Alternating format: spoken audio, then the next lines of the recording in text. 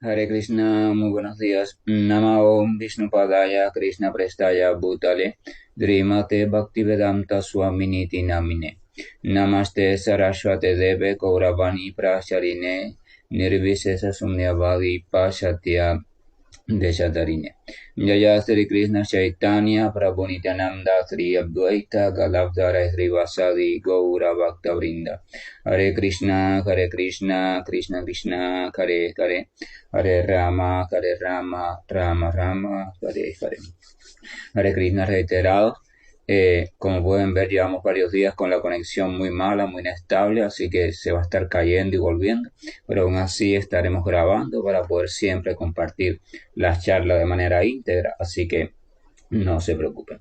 Vamos a recordar que ya estamos en el capítulo número 14 de la Bhagavad Gita, titulado Las tres modalidades de la naturaleza material, donde el Señor Supremo le ha dicho a Arjuna que le va a seguir explicando con un poco más de profundidad cómo es que funcionan los diferentes mecanismos mediante los cuales el alma está atrapada en este mundo material y cómo es que una vez dentro de un cuerpo material determinado, el alma está siendo obligada a actuar de diferentes maneras, o sea, bajo diferentes tendencias movidas por las modalidades de la naturaleza material. El Señor le ha explicado a Arjuna que estas modalidades son básicamente tres: la modalidad de la oscuridad o la ignorancia, la modalidad de la pasión y la modalidad de la bondad.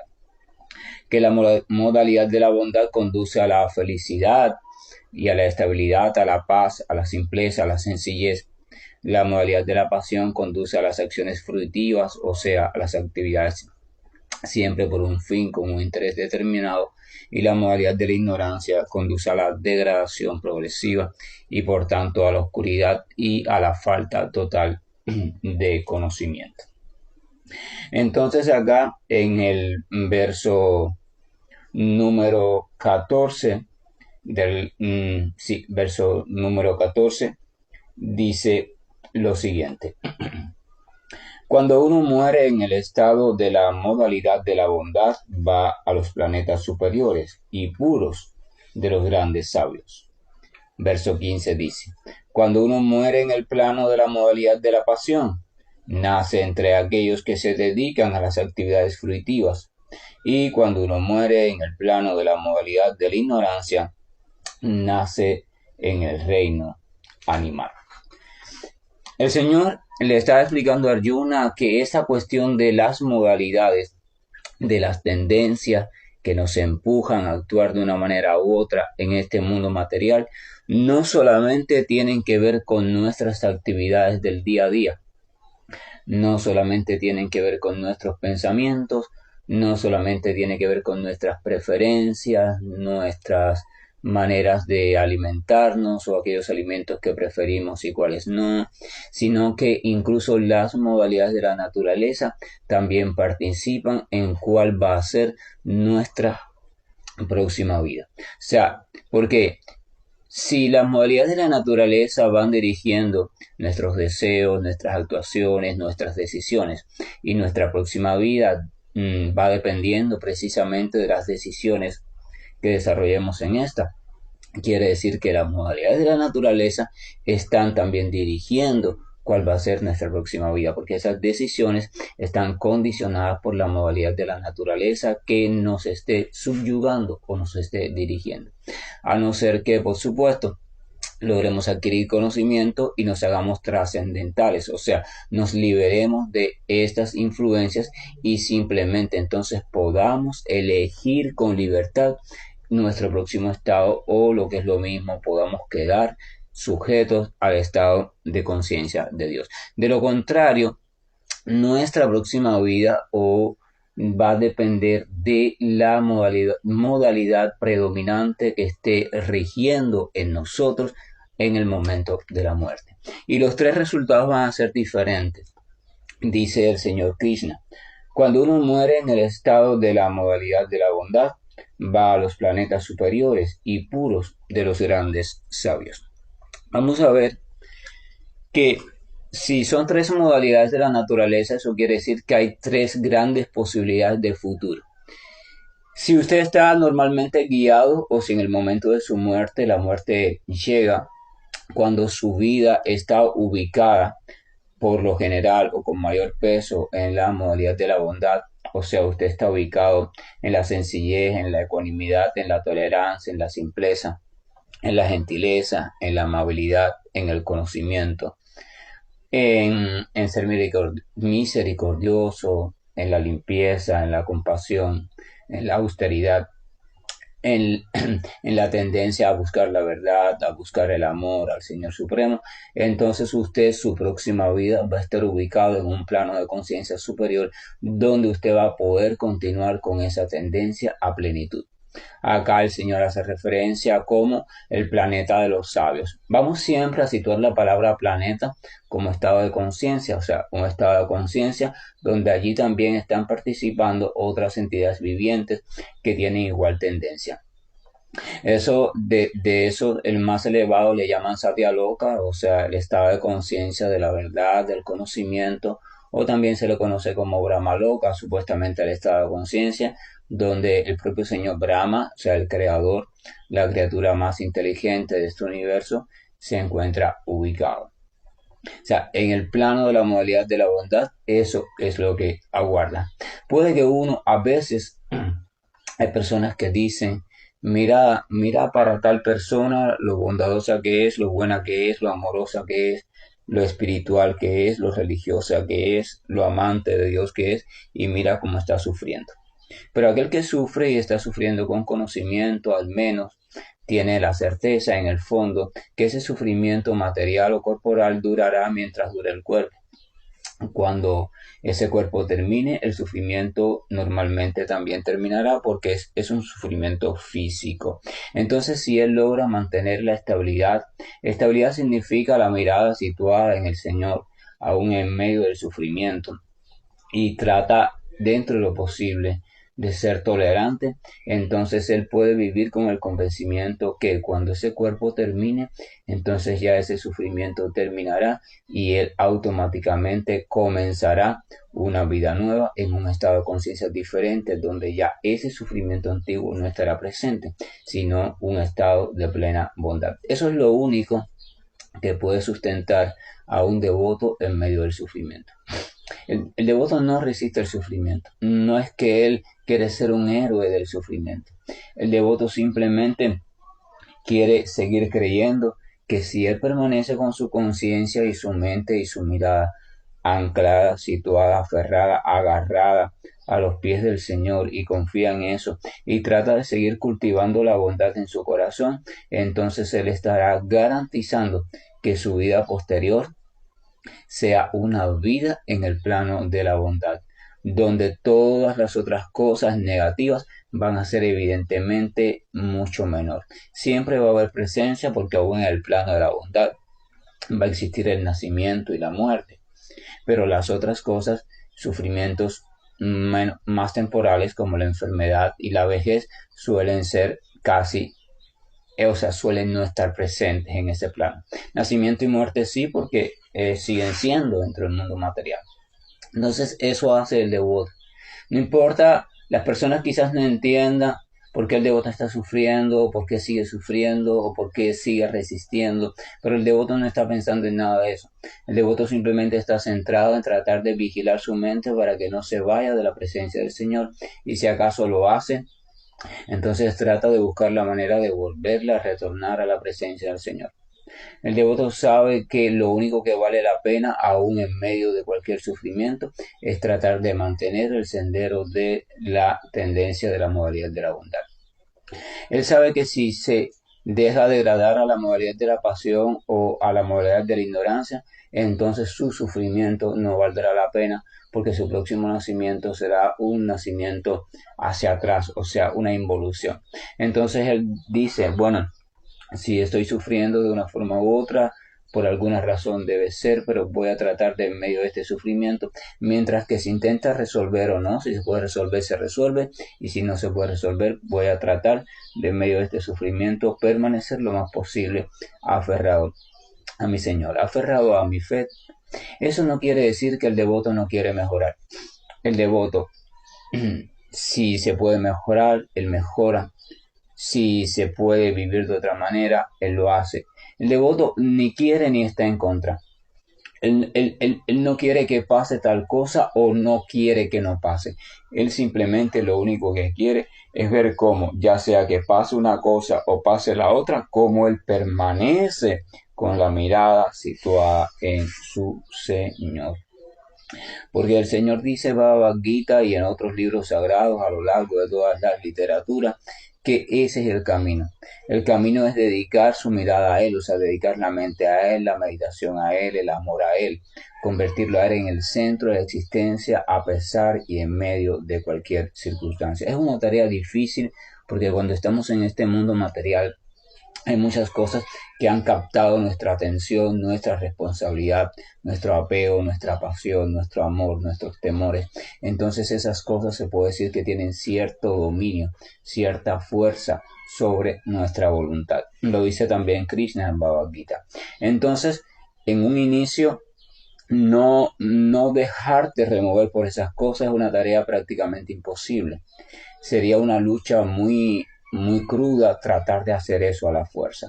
Por eso Krishna recomienda en Bhagavad Gita buscar algo que poco a poco te vaya dando un gusto superior, un sabor superior que de manera natural te vaya ayudando a desprenderte, a zafarte, a liberar la cuerda que te ata a cada una de esas cosas de una manera o de otra, hasta que llegue el momento en que tu corazón y tu mente se puedan ubicar de manera tranquila y natural a los pies del Señor. Entonces eso es lo que pasa con la modalidad de la bondad. Así que siempre para el devoto es preferible permanecer en la modalidad de la bondad, cultivando el conocimiento, la compasión y esas cosas, reuniéndose con devotos, intercambiando sobre el Señor, sobre cosas amorosas, sobre cosas buenas, bonitas, llenas de paz, que tomar otro camino. Él no le interesa tomar otro camino, aunque ese otro camino le digan que lo va a conducir al éxito financiero, al éxito empresarial, al éxito de la salud física. No.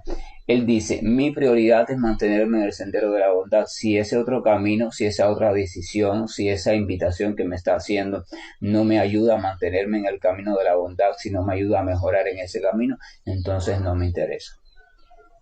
Al devoto no le interesa ningún otro fruto, no le interesa ningún otro resultado.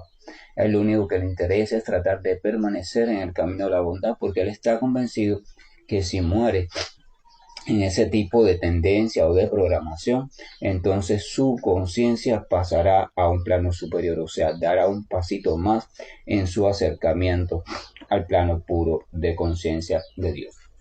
Ahora, en el otro verso decíamos que decía lo siguiente, que cuando uno muere en el plano de la modalidad de la pasión, nace entre aquellos que se dedican a las actividades fruitivas. Entonces, si moría en el plano de la modalidad de la bondad, uno pasaba a los planos de conciencia de bondad o conciencia de los grandes sabios, de aquella persona que está saturada de conocimiento y ve las cosas tal y como son, un plano de conciencia muy majestuoso donde el sufrimiento casi no está presente. Está presente pero solo en forma de nacimiento y muerte y de forma muy natural.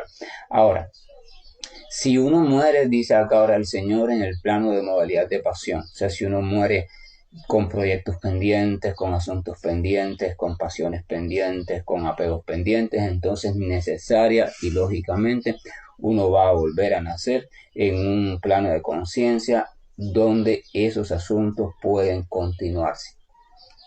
Si usted murió y murió pensando en que su empresa estaba a punto de alcanzar el éxito y usted necesita que su empresa alcance el éxito, o murió pensando yo quiero ver a mi nieto crecer, o murió pensando yo no quiero que mi casa se la coja nadie, que la viva nadie, entonces usted, debido a esa propia atadura fuerte, va a ser colocado en una próxima vida, en un cuerpo y en una situación familiar donde esté de una forma u otra directamente relacionado a esa casa, a esa empresa, a esa persona, etcétera, etcétera.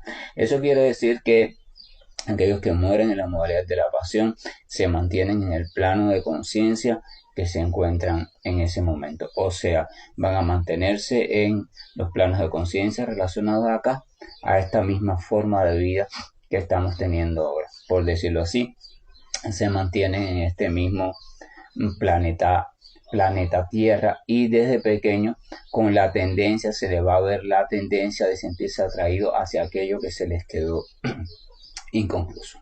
Entonces la situación de morir en la modalidad de la pasión no te permite ir a una evolución, sino te permite permanecer más o menos en un círculo, en el círculo de realizar lo pendiente desde el punto de vista pasional o material. Y entonces el párrafo, disculpen el verso, termina diciendo: y cuando uno muere en el plano de la modalidad de la ignorancia, entonces nace en el reino animal. O sea, pero si uno ni siquiera está en la modalidad de la pasión, si uno está en la modalidad de la ignorancia, de la oscuridad, movido completamente por sus instintos más primitivos, más básicos, sin la menor regulación en su vida, sin la menor disciplina, sin el menor interés por nada ni por nadie, incluso ni por él mismo. Uno simplemente se mueve por la inercia, como decíamos en el día de ayer, y vive en esa completa inconsciencia. Entonces dice aquí que si uno muere en ese estado, entonces uno va a nacer dentro de las especies animales. O sea, uno va a tomar una conciencia animal, cuyo cuerpo va a estar determinado, por supuesto, por las cualidades que más uno desarrolló en la vida anterior. O sea, si examinamos el reino animal y los cuerpos animales, vamos a ver que cada cuerpo de cada especie tiene una tendencia diferente, tiene sentidos que se han desarrollado con más predominio que otros y tiene diferentes formas de disfrute, diferentes formas de sufrimiento. Entonces, aquellos disfrutes a los cuales usted más se entregó de manera inconsciente son los que van a ir determinando cuál va a ser su próximo cuerpo. Aquellos sentidos que usted utilizó con mayor frecuencia, con mayor apego, de manera inconsciente, son los que van a ir determinando cuál va a ser su próximo cuerpo. Aquellos sufrimientos que más usted experimentó van a ir determinando cuál va a ser su próximo cuerpo. Pero en cualquier caso, siempre en un estado de conciencia degradado, o sea, en completo, o sea, alejado de la vida humana. Entonces ahí tenemos, o sea, mi tendencia natural, la tendencia que más esté predominando en mí, sea la pasión, la ignorancia, la bondad, va a guiar no solo mi vida actual, mis actividades, pensamientos, gustos, etcétera, sino también va a guiar mi vida futura, o sea, mi próxima vida. Evidentemente, si yo no creo en eso de próximas vidas y creo que todo termina con la muerte y listo, entonces no tengo que preocuparme por estas cosas. Simplemente sigo como estoy viviendo y listo. Pero si yo por alguna casualidad me estoy cuestionando o estoy reflexionando sobre esto de próximas vidas y próximos estados de conciencia, entonces yo comenzaré, como es lógico, a reflexionar en este asunto, porque aún incluso sin creer en eso de próximas vidas, yo podría decir, bueno, en esta vida, vamos a suponer que solo existe esta vida en la que estoy ahora, perfecto, entonces lo más inteligente sería que yo fuera evolucionando en esta misma vida como ser humano. Y para eso también necesito vigilar mis tendencias, descubrirlas e irlas transformando, e irlas perfeccionando. Todas las áreas de mi vida en las cuales yo esté actuando por inercia, por inconsciencia, sin el mayor tipo de disciplina, de regulación, de interés por nada, debería irla transformando un poquito e incluir allí algún tipo de conciencia, algún tipo de regulación, ¿verdad? Algún tipo de interés, algún concepto, aunque sea de bien, de disfrute, pero de bien. Incluso a veces incluir un poquito de preocupación por el otro también. Y después incluso en las áreas donde esté funcionando así, si es posible trabajar un poquito sobre ellas para llevarlas a un estado superior e incluir también el amor. El realizar cosas no solo por intereses personales y propios, sino realizar cosas por un amor más extendido o al menos una identificación más extendida con el otro, o sea, con los demás, o con el planeta, o con la atmósfera, con lo que usted quiera, pero con algo que también se salga del propio interés personal. Ya el simplemente de reflexionar sobre ese tema nos va elevando y nos va transformando como seres humanos. Así que el conocimiento de las modalidades de la naturaleza que el Señor Supremo nos va a estar dando en este capítulo de Bhagavad Gita no solo es una cuestión espiritual, de hecho no es una cuestión espiritual porque las modalidades de la naturaleza son completamente materiales, pero es una cuestión genuinamente humana que nos lleva a tomar en nuestras manos nuestra evolución como seres humanos de manera favorable e inteligente, lo cual evidentemente cuando estemos en un punto determinado nos va a llevar a las puertas del conocimiento espiritual, donde vamos a comenzar a sentir interés por la comprensión espiritual y el tipo de relación espiritual para con nuestro amado y querido Señor Supremo. Entonces el verso 16 dice lo siguiente: el resultado de la acción piadosa es puro y se dice que está en el plano de la modalidad de la bondad, pero la acción que se hace en el plano de la modalidad de la pasión termina en el sufrimiento, y la acción que se hace en el plano de la modalidad de la ignorancia termina en la necedad. El Señor habló ahora mismo de la muerte, cuando se muere en bondad, cuando se muere en pasión, cuando se muere en ignorancia. Ahora está hablando de la actividad. Cuando la actividad que usted realiza es una actividad que brota de la bondad, brota del desinterés, brota del amor, brota de la caridad genuina, entonces se dice que eso es una actividad piadosa. Usted está siendo piadoso, esa acción está siendo piadosa. Ojo, la acción piadosa no es lo que tú haces, sino lo que motiva a esa acción. Lo que hace una acción piadosa no es la acción en sí misma. Por ejemplo, si usted va por la calle, meter la mano en su cartera o en su bolsillo y darle una moneda o un billete a alguien, eso en sí no es una acción piadosa. Lo que determina si es piadosa o no es lo que lo motivó a usted para hacer eso. O sea, la simple acción externa no es lo que garantiza un resultado. El resultado viene de la disposición interna que usted tiene que lo movió para hacer eso. Dependiendo de esa disposición o de esa causa que lo movió usted a hacer eso, es que entonces usted va a obtener un resultado de un tipo o de otro. Entonces esa acción va a ser realmente piadosa cuando lo que lo movió a hacerlo fue la bondad pura. Cuando no hay un tipo de interés, cuando usted no busca fama, no busca reconocimiento, no busca ser mirado como una persona piadosa, cuando usted incluso ni le interesa que le den las gracias, cuando usted lo hace simplemente por compasión genuina, por entrega, por amor, por un movimiento que venga del Señor Supremo, eso entonces sería. Pero cuando no es diferente a eso, cuando es diferente a eso, entonces cae en las otras modalidades. Por eso dice: el resultado de la acción piadosa es puro. Su resultado es puro, nunca es contaminado, es completamente espiritual y siempre va a traer, por supuesto, avance espiritual. Y se dice que está en el plano de la modalidad de la bondad. Pero la acción o actividad que se hace en el plano de la modalidad de la pasión termina en el sufrimiento. Vamos a recordar que el plano de la modalidad de la pasión es el plano del interés. Yo voy a desarrollar una actividad, pero esa actividad está siendo movida pensando en lo que voy a obtener de ella. Cuando uno desarrolla una actividad pensando solamente en el beneficio que va a obtener de ella, o no la desarrolla pensando en el sufrimiento o molestia que puede obtener de ella, entonces se dice que uno está en modalidad de pasión y está preparando, según Krishna aquí, sufrimiento. Dice que el resultado de esa actividad, más tarde o más temprano, es el sufrimiento. Vamos a recordar que en los primeros capítulos del Bhagavad Gita habíamos visto que del apego viene la lujuria, de la lujuria viene la ira, de la ira viene el sufrimiento. Cuando usted desarrolla algo proyectándose únicamente por el resultado beneficioso que puede obtener, entonces usted está preparando dos tipos de sufrimiento. El primer sufrimiento que está preparando es el sufrimiento de la posible frustración. O sea, cuando usted se prepara para una actividad pensando en el resultado, usted debe saber que si ese resultado no sucede, usted se va a frustrar y eso va a traer sufrimiento. Disculpen, ya sea en forma de ira, ya sea en forma de depresión, en forma de lo que sea, pero trae sufrimiento. Y el segundo tipo de sufrimiento que trae es que cuando usted se empeña en algo pensando en el resultado, entonces usted tiene que esforzarse mucho para tratar de ver si ese empeño resulta y usted tiene que gastar mucha energía.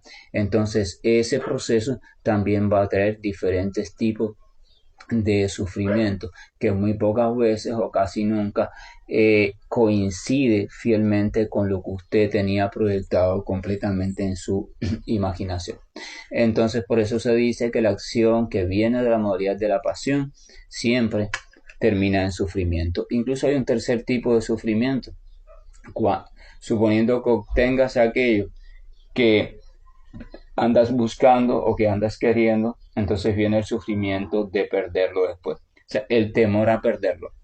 Usted construyó un gran rascacielos, pero usted entonces tuvo que reunir bastante dinero, sacrificarse cuando tuvo todo ese dinero, lo invirtió en el rascacielos, tuvo que caer en ansiedad para guiar la obra, otras personas sufriendo también porque eran los constructores, y al final cuando usted ya lo logró hacer, entonces usted está preocupado, bueno, ¿y ahora qué va a hacer con este rascacielos cuando yo muera? Y lo van a destruir, ¿y quién se va a quedar con él? O sea, viene otro tipo de preocupación. De una forma u otra el sufrimiento siempre está presente porque usted ha creado un lazo fuerte con ese objeto de su deseo. Ese lazo fuerte evidentemente se llama apego, y el apego surge, como habíamos visto en los primeros versos de este capítulo, de la modalidad de la pasión. Vamos a recordar siempre, lo voy a decir siempre porque no quiero malos entendidos. No estamos cuestionando ninguna de las modalidades, no estamos criticando a nadie. Estos textos no son para criticar a nadie. Usted es como usted está haciendo en este momento y listo. Simplemente estamos informando. El Señor Krishna solamente está describiendo características y cualidades, causas y resultados para que cada cual vaya meditando, reflexionando y examinando su propia vida. Simplemente para eso. Pero cada cual es libre de moverse en la tendencia que más le guste o que desee moverse y asumir las consecuencias de lo mismo. Entonces dice, o sea, la acción que se hace en el plano de la modalidad de la pasión termina en el sufrimiento. Y la acción que se ejecuta en el plano de la modalidad de la ignorancia termina en la necedad. Evidentemente aquella acción que se hace solo por inercia, que se hace completamente en un estado de inconsciencia, que no tienes la más mínima idea de lo que estás haciendo, que estás movido por tus instintos más básicos, más primitivos, evidentemente no conduce a nada, ni a aprendizaje, ni a obtener información, ni a obtener ningún tipo de felicidad ni para ti ni para nadie. Así que simplemente nos conduce a una oscuridad cada vez más creciente. O sea, nos volvemos cada vez más necios. Por eso dice que aquella actividad que realizamos en el plano ese tan bajo solamente nos conduce a lo contrario de lo que se espera. Lo que se espera del ser humano es que vaya aumentando en conocimiento, sabiduría, inteligencia, bondad, amor, equilibrio, pero ese tipo de acción necia solamente va a ir aumentándose en ignorancia, esclavitud, degradación y oscuridad. Verso 17 dice, de la modalidad de la bondad se desarrolla el verdadero conocimiento, de la modalidad de la pasión se desarrolla la codicia, y de la modalidad de la ignorancia se desarrolla la necedad, la locura y la ilusión. Si perseveramos y tratamos de moldar nuestra vida de un estilo de vida que vaya encajando cada vez más con la modalidad de la bondad y sus características que el Señor Krishna ha ido describiendo y va a seguir describiendo en otros aspectos, entonces poco a poco nos iremos convirtiendo en personas sabias, llenas de conocimiento trascendental, y nuestra vida podrá ser cada vez más equilibrada y libre del condicionamiento material de la mente que está ahora medio enloquecida. Si llevamos un estilo de vida que esté cultivando cada vez más y fortaleciendo la presencia de la modalidad de la pasión en nosotros, y seguimos siempre con actividades interesadas en esto o en aquello, pensando siempre en el fruto, entonces evidentemente, dice Krishna aquí, se desarrolla la codicia. Eso es lógico. O sea, mientras más usted piensa solamente en el resultado que va a obtener de tal cosa, usted más se apega a ese resultado y usted va a querer cada vez mayor resultado, o sea, y eso, querer cada vez más de eso, o sea, de una misma cosa, eso se llama codicia. Y dice que de la modalidad de la ignorancia se desarrollan la necedad, la locura y la ilusión. Cuando usted vive o su estilo de vida es completamente inconsciente, su estilo de vida es desinteresado en el sentido de que no le interesa ni el conocimiento, ni el bienestar, ni absolutamente nada, ni absolutamente nadie. Solo le interesa seguir guiado por sus propios instintos básicos o primitivos. Evidentemente usted va a vivir en una vida de completa oscuridad, en una vida de inercia, en una vida de completa ignorancia y por supuesto entonces una vida de ilusión. Una vida de ilusión significa que cuando usted no vive desde el conocimiento, entonces usted lo que está interpretando, lo que está viendo, lo que está viviendo es simplemente la propia locura e invento de su propia mente. Por eso se llama una vida en ilusión. Usted está viviendo algo que realmente no existe para nada, simplemente está siendo proyectado por su propia ignorancia.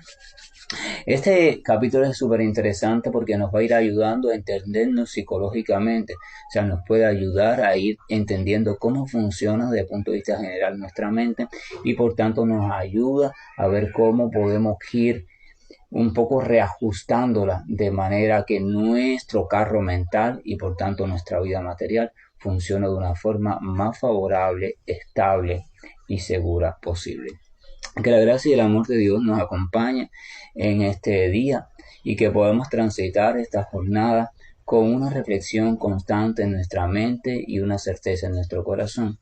Una reflexión que nos guía a observarnos cada vez más, a saber que en nosotros están luchando esas tres modalidades constantemente. A veces la pasión se quiere imponer, a veces la bondad, a veces la ignorancia, y que depende de nosotros a cuál de las tres vamos dirigiendo nuestra atención y la certeza constante en nuestro corazón que el Señor quiere que estemos dirigiendo nuestra vida hacia cada vez la modalidad de la bondad, porque sólo así podamos estar cada vez también más conscientes y cercano a su presencia. Hare Krishna, buen día, y estoy finalizando esta llamada. Hare Krishna, Krishna Krishna.